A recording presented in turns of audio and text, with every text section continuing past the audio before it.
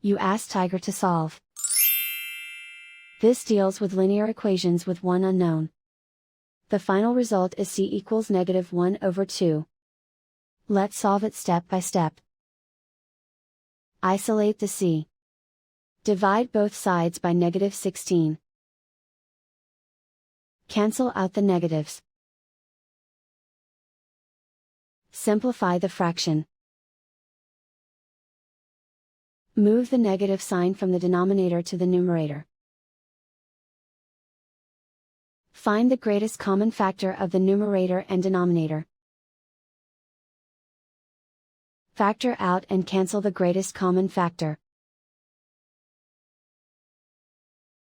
And so the final result is c equals -1/2.